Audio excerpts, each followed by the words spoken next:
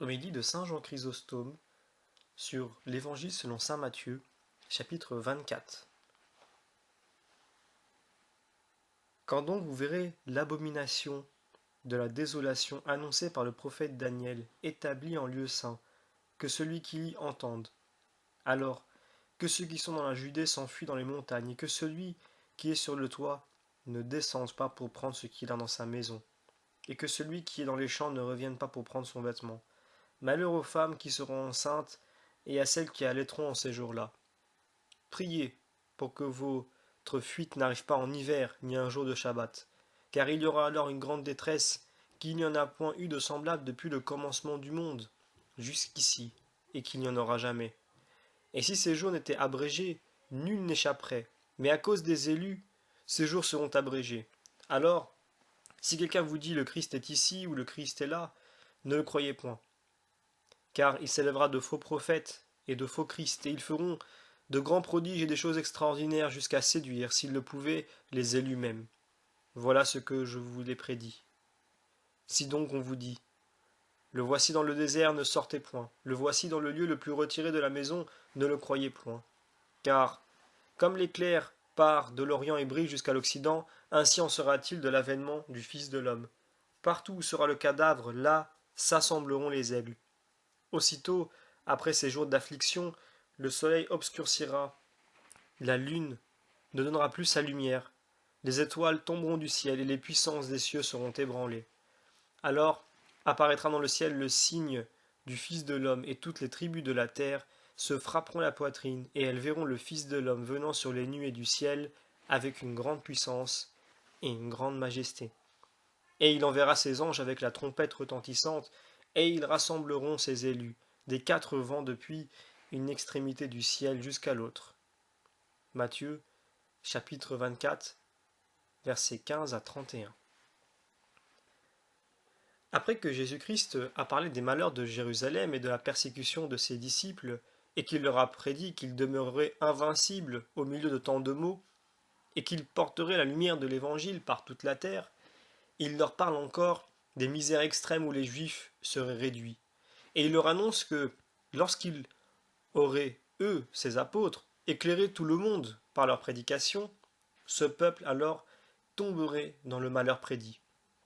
Mais remarquez comment le Sauveur nous représente une guerre terrible, par des circonstances qui pourraient d'abord paraître peu remarquables. Alors, dit-il, que ceux qui seront dans la Judée s'enfuient sur les montagnes. Alors, c'est-à-dire quand ce que je viens de marquer arrivera, que l'abomination de la désolation sera dans le temple, et que de grandes armées assiégeront Jérusalem de toutes parts, comme vous ne devez plus alors espérer de salut, fuyez sur les montagnes. Les Juifs s'étaient souvent tirés avec avantage des plus grandes guerres. Ils avaient échappé à la fureur de Sénachérib, à la rage de l'impie Antiochus. Le courage des Maccabées avait rétabli leur état. Après même que les ennemis s'en étaient rendus, les maîtres, et qu'ils avaient profané et pillé le temple. Mais Jésus-Christ ne leur permet pas ici de se promettre un bonheur semblable, lorsque Tite assiégerait leur ville. Il leur ôte d'abord toute espérance, et il leur déclare qu'ils seraient heureux s'ils pouvaient, en quittant tout, se sauver promptement sur les montagnes. Que celui qui sera en haut du toit ne descende point pour emporter quelque chose de sa maison, lit-on au verset 17. Jésus-Christ ne permet pas même à ceux qui se trouveront alors sur le toit de leur maison d'y descendre pour en emporter quelque chose, pour marquer qu'alors la ruine sera inévitable, et qu'elle enveloppera tous ceux qui se trouveront dans la ville. Et que celui qui sera dans la campagne ne retourne pas en arrière pour prendre ses vêtements, lit-on au verset 18. Si ceux mêmes qui seront alors dans la ville doivent s'en sortir, combien plus ceux qui n'y seront pas devront-ils craindre d'y rentrer? Mais malheur aux femmes qui seront grosses et qui allaiteront en ces temps-là. Verset 19. Malheur aux femmes qui seront grosses, parce que le poids qui les chargera les rendra moins disposées à se sauver par la fuite. Malheur aux femmes qui allaiteront, parce que, retenues dans la ville par l'affection de leur enfant nouveau-né, et que, ne pouvant les sauver d'une si grande misère, elles seront contraintes de périr aussi avec eux. Il est aisé de mépriser son argent ou ses habits, comme Jésus-Christ le commande à ces deux sortes de personnes dont il vient de parler, parce qu'on peut en retrouver d'autres dans la suite. Mais ici, Comment peut-on renoncer à des affections que la nature même grave dans nos cœurs? Comment une nourrice peut-elle mépriser l'enfant qu'elle nourrit de son lait? Jésus-Christ montre ensuite la grandeur de ce malheur lorsqu'il dit « Priez Dieu que votre fuite ne se fasse point durant l'hiver ni au jour du Shabbat. » Il est visible par ces paroles que Jésus-Christ parle des Juifs et des maux dont ils seront affligés, puisque les apôtres ne devaient point observer le Shabbat ni se trouver dans la Judée lorsque Vespasien la réduirait à de si grandes extrémités, car la plupart d'entre eux étaient déjà morts. Et s'il en restait encore quelques-uns, ils vivaient dans d'autres contrées. Cette fuite était donc à éviter en hiver à cause du froid et du mauvais temps, et au jour du Shabbat, à cause du commandement de la loi. Et comme on ne pouvait se sauver que par une prompte fuite, ces deux sortes de temps auraient été très incommodes. C'est pourquoi Jésus-Christ les avertit de prier Dieu. Car les misères de ces temps-là, dit-il, seront si grandes qu'il n'y en a point eu depuis le commencement du monde jusqu'à présent et qu'il n'y en aura jamais de semblable. Verset 21. Ceci ne doit point être pris pour une exagération. Et l'histoire de Joseph, Flavius Joseph, en justifie assez la vérité. On ne peut pas dire non plus que cet auteur, étant chrétien, a pris plaisir à exagérer ses malheurs pour faire voir la vérité de ce que Jésus-Christ prédit ici, puisque Flavius Joseph était juif, et des plus zélés d'entre les juifs qui sont venus après la naissance du Sauveur. Cependant, il dit que ces malheurs ont passé tout ce que l'on peut s'imaginer de plus tragique, et il assure que les Juifs ne se sont jamais trouvés réduits à de si étranges extrémités. Car la rage de la faim fut si excessive qu'elle fit oublier aux mères toute la tendresse de la nature, en sorte que deux s'étant accordés ensemble à manger leurs enfants, se querellèrent ensuite parce que l'une, après avoir mangé l'enfant de l'autre, ne voulut pas lui donner aussi le sien à manger. Il marque même que la nécessité forçait les hommes jusqu'à ouvrir le ventre des morts pour leur arracher les entrailles. Je voudrais donc savoir des Juifs pourquoi Dieu a voulu les affliger d'une guerre à laquelle on n'a jamais rien vu de semblable, non seulement dans la Judée, mais dans tout le reste du monde. Et s'il n'est pas visible que c'est pour les punir de l'injuste condamnation du Sauveur du monde qu'ils ont fait mourir sur la croix. Il n'y a pas un homme, tant soit peu éclairé, qui ne reconnut cette vérité. Ou plutôt, le seul événement des choses la publierait au lieu de nous. Car, lorsqu'on considère l'excès de ces mots, ils paraissent au-dessus de toute croyance, en les comparant non seulement avec ceux qui sont déjà arrivés, mais avec tous ceux qui arriveront jamais. Qu'on lise toutes les histoires, on n'y trouvera point de malheur semblable. Et certes, les Juifs avaient bien mérité un traitement si inouï, puisque jamais peuple ne s'était porté à de tels excès. Les misères donc de ce temps-là seront si grandes qu'il n'y en a point eu depuis le commencement du monde jusqu'à présent, et qu'il n'y en aura jamais de semblable.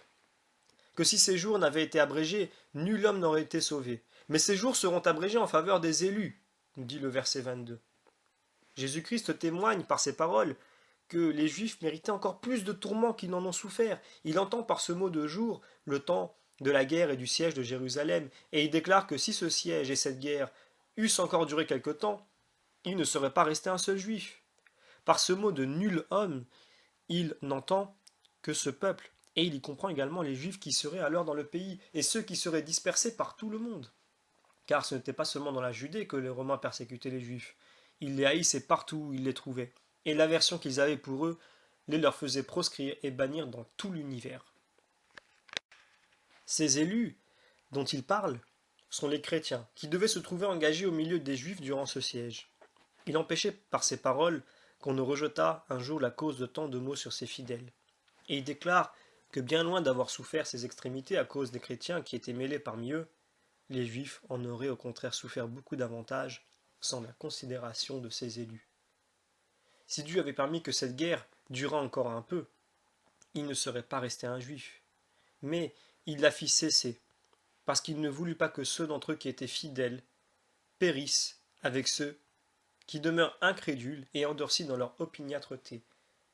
C'est pour ce sujet qu'il prédit que ces jours seront abrégés à cause des élus, pour donner quelque consolation à ces fidèles qui seraient surpris dans ce siège, et pour les faire respirer dans l'assurance qu'il leur donnait par avance qu'ils ne périraient pas dans cette extrême misère.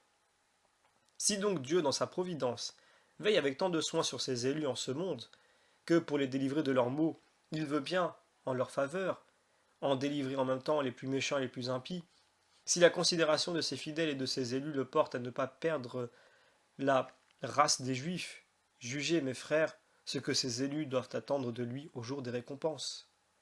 Et remarquez que Jésus-Christ représente toutes ces choses à ses disciples pour les encourager et pour les rendre plus fermes dans les périls dont ils ne se verraient environnés. Et c'est dans ce dessein qu'il leur fait voir par avance un peuple accablé de maux dont ils ne pourraient attendre comme eux aucune récompense à l'avenir et qui serait au contraire le commencement d'une éternelle misère. Mais il ne leur dit pas ici seulement pour les consoler ou pour les encourager. Il le fait encore pour les retirer insensiblement des mœurs et des coutumes des Juifs. Car s'il n'y a plus rien à espérer pour les Juifs et si leur temple ne doit plus être rebâti, n'est-il pas visible que leur loi doit cesser aussi? Mais le Fils de Dieu ne s'explique pas si clairement aux Juifs sur tous ces malheurs à venir, afin qu'ils ne s'abattent pas avant le temps. Il n'aborde pas ce discours comme de lui-même, il pleure d'abord sur cette ville lorsqu'il la regarde, et il oblige ainsi ses apôtres à lui en faire remarquer les grands édifices, pour prendre occasion de leur prédire l'avenir en répondant seulement aux questions qu'ils lui avaient faites. Il a sujet d'admirer ici la sagesse de l'Esprit de Dieu, qui n'a pas permis que saint Jean écrivît ces choses. Comme il a survécu longtemps à la ruine de Jérusalem, on eût pu croire qu'il n'en parlait qu'après en avoir vu l'événement, et seulement parce qu'il avait vu ces choses. Mais cette guerre et ces malheurs ont été rapportés par les autres évangélistes qui sont morts longtemps avant qu'ils arrivassent, et qu'ils en eussent rien pu voir, afin qu'on remarquât mieux la force de la prédiction de Jésus-Christ. Que si quelqu'un vous dit alors, le Christ est ici, ou il est là, ne le croyez point. Verset 23. Après que Jésus-Christ a achevé de parler de ce qui regarde Jérusalem, il passe à son dernier avènement, et il marque quels seront les signes qui devaient le précéder et qui seraient très utiles, non seulement à ceux à qui il parlait alors, mais encore à nous. Ce mot d'alors, comme je l'ai fait souvent remarquer, ne marque pas une suite, puisque dans ce cas, l'évangéliste se sert du mot aussitôt après, comme lorsqu'il dit aussitôt après ces jours d'affliction. Mais ce mot n'a rapport qu'au temps auquel les choses prédites arriveront. C'est ainsi que nous avons vu au commencement de cet évangile que cette expression, en ces jours-là, Jean-Baptiste vint, ne marquait pas un temps qui suivit immédiatement ce qui venait d'être apporté, mais un autre qui n'arriva que longtemps après. C'est la coutume de l'écriture d'user de ces manières de parler. Elle passe donc ici tout cet intervalle de temps qui doit être compris depuis la prise de Jérusalem jusqu'à la fin du monde. Que si quelqu'un vous dit alors, le Christ est ici ou il est là, ne le croyez point. Parce qu'il s'élèvera de faux Christ et de faux prophètes qui feront des prodiges et des choses étonnantes jusqu'à séduire, s'il était possible, les élus mêmes. Vous voyez que je vous en avertis auparavant. Versets 24 et 25. Il commence à les avertir de se défier du lieu en leur exposant les signes de son second avènement et les marques par lesquelles ils pourraient connaître ceux qui voudraient les tromper. Si quelqu'un vous dit alors le Christ est ici ou il est là, ne le croyez point. Car ce second avènement du Sauveur ne sera pas comme le premier, renfermé dans un coin du monde ou dans l'obscurité de Bethléem. Il ne demeurera point inconnu aux hommes, il sera au contraire si visible qu'il n'aura besoin d'être annoncé par personne. Ce sera alors un miracle très considérable de la part du Sauveur, de paraître de telle sorte que personne ne puisse douter que c'est lui. Il est à remarquer que Jésus-Christ ne parle plus ici de guerre, mais de séducteurs. Il est vrai que ces sortes de gens ont commencé à apparaître dans l'Église dès le temps même des apôtres. Ils viendront, dit Jésus-Christ, et en séduiront plusieurs. Mais ceux qui précéderont le second avènement de Jésus-Christ seront beaucoup plus dangereux, puisqu'ils feront de si grands miracles qu'ils pourraient séduire les élus mêmes si cela était possible. Le Fils de Dieu marque ici l'Antéchrist et montre que quelques-uns se dévoueront aveuglément à lui pour lui servir de ministre. Saint Paul, parlant de l'Antéchrist, l'appelle un homme de péché, un enfant de perdition, et il ajoute ensuite « Cet impie doit venir accompagné de la force de Satan, avec toutes sortes de prodiges, de signes et de miracles trompeurs, et avec toutes les illusions qui peuvent porter à l'iniquité pour séduire ceux qui sont destinés à la perdition. » Peut-on lire en 2 Thessaloniciens chapitre 2. Mais pesez bien, mes frères, jusqu'où doit aller la vigilance que Jésus-Christ nous oblige d'avoir sur nous-mêmes. Si donc on vous dit « Le voici dans le désert, ne sortez point pour y aller. Le voici dans un lieu caché de la maison, ne le croyez point. » Verset 26. Il ne dit point « Allez-y, mais ne le croyez pas. » Mais n'y allez pas même, et n'y entrez point. Car ils doivent tromper beaucoup de monde, parce qu'ils feront même des miracles pour séduire plus aisément. Après avoir ainsi parlé de l'Antéchrist et nous avoir représenté de quelle manière il viendra et en quel lieu il sera le Sauveur, commence ensuite à parler de lui-même et à nous décrire de quelle manière se fera son second avènement. Comme un éclair qui sort de l'Orient paraît tout d'un coup jusqu'à l'Occident, ainsi paraîtra l'avènement du Fils de l'homme, verset 27. Vous savez, mes frères, comment paraît un éclair? Il n'a besoin ni de précurseur ni de héros pour annoncer sa venue. Il paraît en un moment à tout le monde sans qu'on puisse en douter. C'est ainsi que le Sauveur apparaîtra tout d'un coup par toute la terre dans l'éclat de la gloire dont il sera accompagné. Il ajoute à cela un autre signe. Partout où le corps se trouvera, les aigles s'y assembleront, marquant par ce mot d'aigle une multitude d'anges, de martyrs et d'autres saints. Il parle ensuite de signes pleins de terreur et d'épouvante. Mais aussitôt après ces jours d'affliction, le soleil sera obscurci, et la lune ne communiquera plus sa lumière, et les étoiles tomberont du ciel, et les vertus des cieux seront ébranlées. Verset 29. Il marque aussitôt après ces jours, c'est-à-dire après les jours de l'Antéchrist et des faux prophètes, il arrivera de grandes afflictions, à cause du grand nombre des séducteurs, quoique cela ne doive pas durer longtemps. Car si la bonté de Dieu envers ses élus a abrégé la guerre des Juifs, combien doit-on plus croire qu'il ne souffrira pas que cette dernière tentation soit longue? C'est pourquoi il dit précisément, aussitôt après, ces jours d'affliction.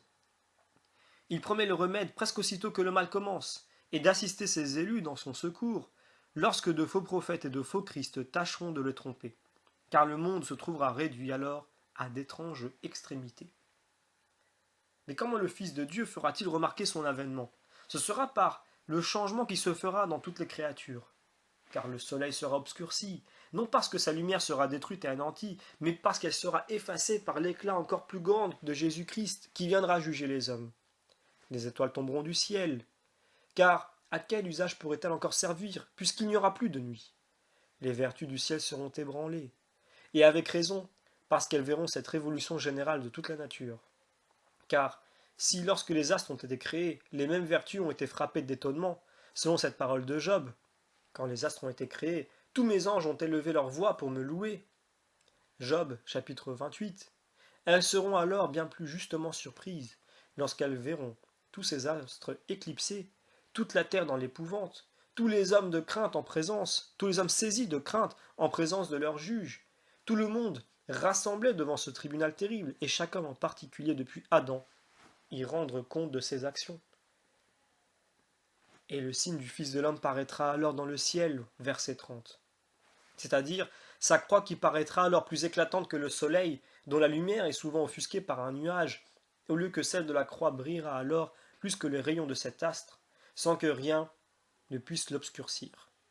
Mais pourquoi Jésus-Christ fera-t-il paraître alors ce signe, sinon pour confondre l'orgueil et l'insolence des Juifs, et pour rendre sa croix même la marque de sa justification et le trophée de son innocence? Il ne se contentera pas de montrer seulement ses plaies, mais il fera voir encore ce bois sacré sur lequel on l'a fait mourir si cruellement et si honteusement, tout couvert des rayons de sa majesté et de sa gloire. Et alors toutes les tribus de la terre se frapperont la poitrine, verset 30. Les hommes n'auront plus besoin de témoins ni d'accusateurs pour les convaincre de leurs crimes. La seule vue de la croix les remplira de confusion. Ils se frapperont la poitrine, parce qu'ils n'auront tiré aucun avantage d'une mort si salutaire, et qu'ils auront méprisé celui qu'ils devaient adorer, attaché à cette croix. Considérez, mes frères, de quelle manière Jésus-Christ représente la terreur de son dernier avènement. Et comme pour relever le courage de ses disciples, il doit d'abord ce qui se verra de plus triste et rapporte ensuite ce qui doit être plus consolant. Il les fait souvenir de sa passion et de sa résurrection en leur parlant de l'éclat de sa croix. Et il les encourage, par ce souvenir, à n'en point rougir durant cette vie, puisqu'il la fera paraître alors devant lui, dans une si grande gloire, comme un signe qui marquera son prochain avènement. Un autre évangéliste dit « Ils verront quel est celui qu'ils ont percé ». Jean chapitre 19. C'est ce qui fera soupirer alors toutes les tribus de la terre lorsqu'elles verront que leur juge sera celui-là même qu'elles auront crucifié. Et ils verront le Fils de l'homme qui viendra sur les nuées du ciel avec une si grande puissance et une grande gloire, parce que le Sauveur avait parlé de sa croix. Il marque ici qu'on le verra non sur la croix, mais sur les nuées du ciel avec une grande puissance et une grande gloire. Car il ne faut pas que cette croix, qui paraîtra alors au milieu de l'air, nous fasse craindre encore quelque chose de triste pour le Sauveur. Il ne faut point douter qu'il ne paraisse alors revêtu de gloire. Il ne fera voir sa croix que pour condamner le crime de ceux qui lui ont attaché sans être obligé de les en accuser lui-même. Il fera comme quelqu'un qui, ayant été frappé d'une pierre, porterait la même pierre, ou ferait voir ses habits ensanglantés pour prouver le mauvais traitement qu'il a souffert. Il descendra du ciel sur une nuée, de même qu'il y est monté. Toutes les tribus, voyant ces choses, pleureront, mais leur malheur ne se bornera pas à pleurer. Ces coupables pleureront seulement pour se condamner eux-mêmes, pour que leurs larmes témoignent de leurs péchés. Mais il enverra ses anges qui feront entendre la voix éclatante de leurs trompettes, et qui rassembleront ses élus des 4 vents et des 4 coins du monde, depuis une extrémité du ciel jusqu'à l'autre, dit le verset 31. Lorsque nous entendons ces choses, mes frères, représentez-vous quel sera le regret de ceux qui ne seront point rassemblés avec les élus. Jésus-Christ déclare qu'ils ne seront pas seulement punis en cette vie, mais aussi dans l'autre. Et comme il assurait auparavant qu'il dirait « Béni soit celui qui vient au nom du Seigneur », il assure ici de moins qui se frapperont la poitrine. Après avoir prédit des guerres et des maux qui seraient sans nombre, il ne veut pas que l'on croie que le malheur des méchants se terminerait à cette vie. Il déclare qu'ils passeront de la terre dans les enfers, et des misères de l'une dans les supplices de l'autre. Il prédit qu'il les séparera de ses élus, qu'il les condamnera à demeurer avec les démons, et qui se frapperont la poitrine. Et lorsqu'il menace ainsi les Juifs, il consemble ses disciples, en leur faisant voir de combien de maux sa grâce les délivrera, et de quel bien elle les comblera un jour. Mais puisque le Sauveur viendra si manifestement lui-même, pourquoi appellera-t-il ses élus par ses anges, sinon pour honorer encore ses élus par le ministère de ses bienheureux esprits? Saint Paul semble être contraire à ce que dit l'évangéliste, car il dit que les élus seront emportés dans les nuées. Lorsqu'il parle de la résurrection, il dit « Le Seigneur descendra du ciel aussitôt que le signal aura été donné par la voix de l'archange. » Pouvons-nous lire en 1 Thessaloniciens chapitre 4. Mais il faut répondre à cela, mes frères, que les anges d'abord rassembleront les élus, et qu'après qu'ils les auront ainsi rassemblés, ils seront emportés dans les nuées. Et tout ceci se passera en un moment, car il n'appellera pas ses élus en demeurant lui-même dans les cieux. Il viendra au milieu des airs au signal de la trompette. Vous me demanderez peut-être pourquoi on entendra ces trompettes, ces sons.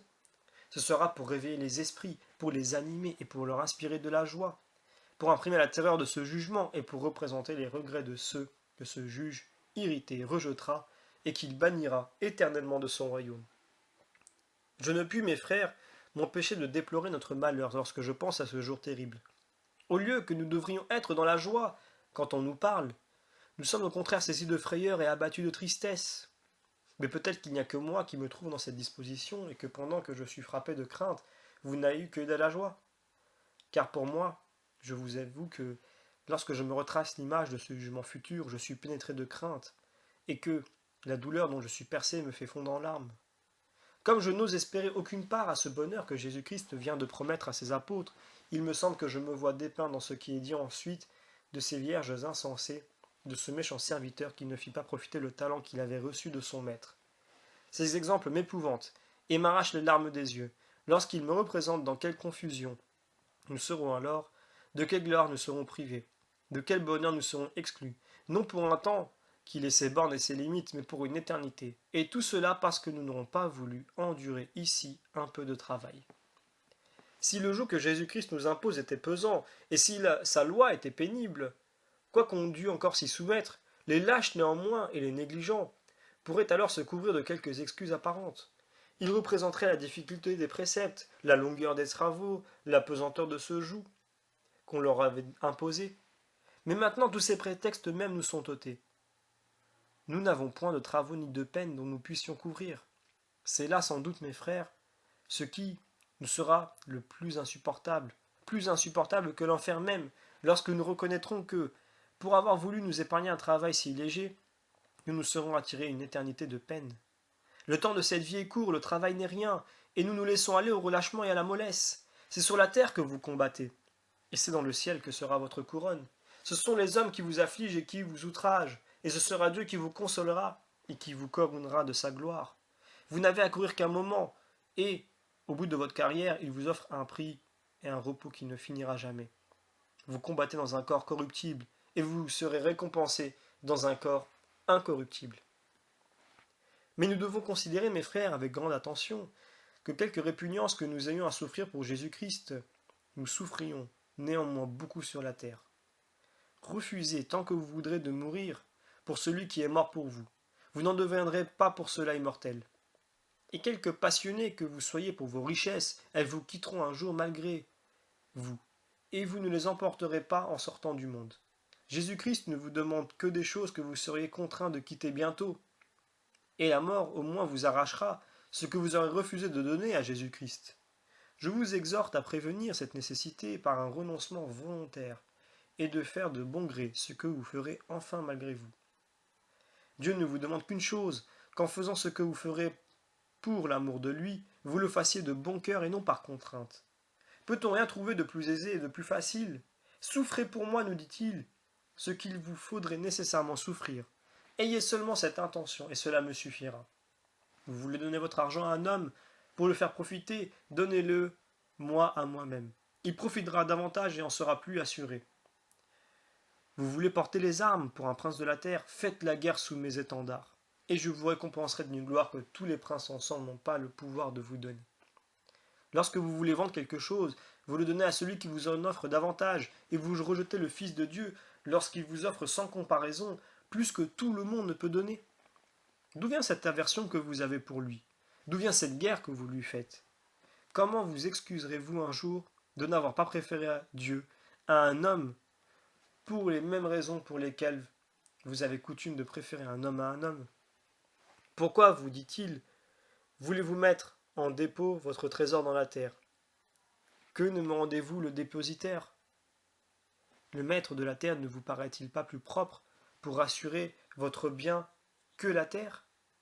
La terre ne peut vous rendre ce que vous lui avez prêté. Elle en perd même, et elle en gâte souvent quelque chose. Mais Jésus-Christ ne vous ôte rien de tout ce que vous lui avez confié. Il a pour vous une bonté infinie. Si vous voulez lui donner votre argent à usure, il est toujours prêt à l'accepter. Si vous voulez semer, vous dit-il, je vous donnerai un champ où vous recueillerez au centuple. Et si vous voulez bâtir, je vous donnerai un fonds où tous bâtirez pour l'éternité. Pourquoi voulez-vous traiter avec des hommes qui sont si pauvres, qui ne vous rendront point votre argent, ou qui ne vous le rendront qu'en partie? Traitez plutôt avec Dieu qui s'engage à vous donner beaucoup pour peu que vous lui aurez prêté. Mais rien de tout cela ne vous touche. Et nous aimons mieux un commerce bas et honteux, qui est pour nous une semence de procès et une source de querelles et de calomnie. N'est-il pas bien juste qu'il nous punisse très sévèrement, puisque, quand il nous fait de si grandes offres, nous nous opiniâtrons toujours à les rejeter? Il nous prévient et il nous dit lui-même, je m'offre à vous pour faire ce que vous voudrez. Soit que vous désiriez d'être parés des mêmes ornements que moi, soit que vous vouliez être revêtus des mêmes armes, soit que vous souhaitiez d'être à la même table que moi, ou de marcher par le chemin où je marche, ou de régner dans la ville dont je suis moi-même l'ouvrier et l'architecte, ou de vous bâtir une maison sur un fond qui est à moi. Vous pouvez faire tout ce que vous voudrez. Non seulement je n'en exigerai aucune récompense de vous, mais je croirais même vous être redevable.